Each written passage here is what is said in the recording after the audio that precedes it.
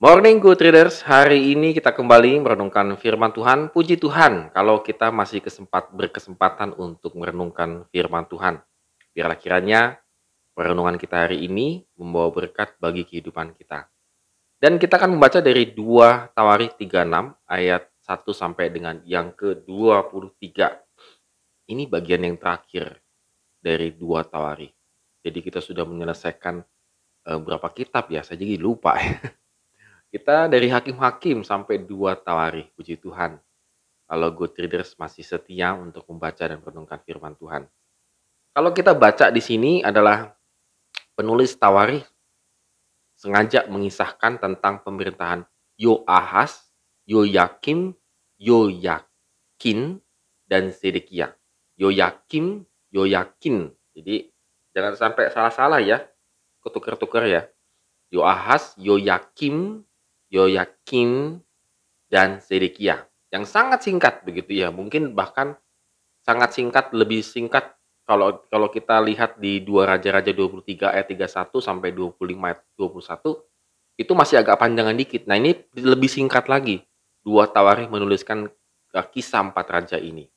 Kalau kita lihat kisahnya Zedekiah, ada tambahan mendetail yang tidak ada dalam 2 Raja-Raja. Dan tanggapan itu, tambahan tersebut itu lebih ke arah negatif.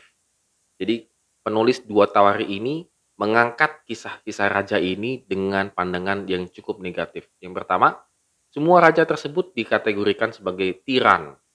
Itu tiran itu ya tirani ya, memerintah dengan tangan besi dan seterusnya. Ayat 3, 5, 9, dan 12. Hal ini tampak dari kalimat melakukan apa yang jahat di mata Tuhan Allahnya. Kedua, para raja itu mendapatkan hukuman Allah dan dibuang ke negeri asing. Kecuali Yoyakim yang wafat, yang tewas ya sebelum dibawa ke Babel. Ketiga, tingkat kejahatan Raja Zedekiah diceritakan sangat detail ketimbang raja-raja sebelumnya. Contohnya, ia tidak menghormati Nabi Allah, menajiskan bait suci, membawa bangsa Israel menyembah berhala, memberontak kepada Raja Nebukadnezar, mengeraskan hati untuk tidak bertobat, dan lain sebagainya. Nah, akibatnya Tuhan menghancurkan mereka tanpa belas kasihan. Ia memakai bangsa Kasdim sebagai alatnya untuk membinasakan umatnya, menghancurkan Yerusalem, bait Allah. Itu sudah segala-galanya. Kalau sudah hancur temboknya, bait Allahnya, itu sudah segala-galanya hancur.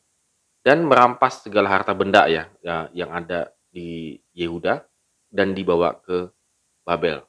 Dan menariknya sebenarnya penulis kitab Tawarikh ini menutup berita penghukuman Tuhan dengan pengharapan baru di bawah kejayaan Raja Koresi. Dan Kores secara lisan dan tulisan pengumuman ini. Beginilah perintah Kores Raja Persia, segala kerajaan di bumi yang telah dikaruniakan kepadaku oleh Tuhan Allah semesta langit, ia menugaskan aku untuk mendirikan rumahnya baginya di Yerusalem yang terletak di Yehuda. Siapa di antara kamu termasuk umatnya Tuhan Allah, menyertainya dan biarlah ia berangkat pulang. Jadi di masa pembuangan yang kedua ini, kalau yang pertama kan mereka di bangsa Mesir ya, dan Musa yang memimpin keluar. Kali ini yang memimpin keluar bangsa Yehuda, bangsa Israel dari pembuangan itu adalah bukan Musa, tetapi Raja Persia. Jadi Tuhan kembali lagi memakai alat orang lain, bukan orang Yahudi, untuk kembali menyatakan pembaharuan terhadap Yehuda. Good Readers, kalau kita renungkan dari sini, maka kita boleh kembali mengingat ya, bahwa banyak sekali Tuhan memakai alatnya, baik itu orang lain, baik itu keluarga kita, teman kita, ataupun hal-hal yang lain, untuk kembali mengingatkan kita supaya bertobat, supaya kita kembali ke jalan Tuhan. Saya tidak tahu apakah kita pernah menolak peringatan tersebut ataupun pembaharuan tersebut. Mungkin Anda pernah diajak untuk datang ke gereja, membaca firman Tuhan, berdoa, dan seterusnya. Tetapi dalam hati kecil Anda menolaknya. Oleh karena itu, Good Readers, jangan sampai terjadi hal itu dalam kehidupan kita. Kalau masih ada kesempatan untuk kita memperbarui hidup, mari kita gunakan.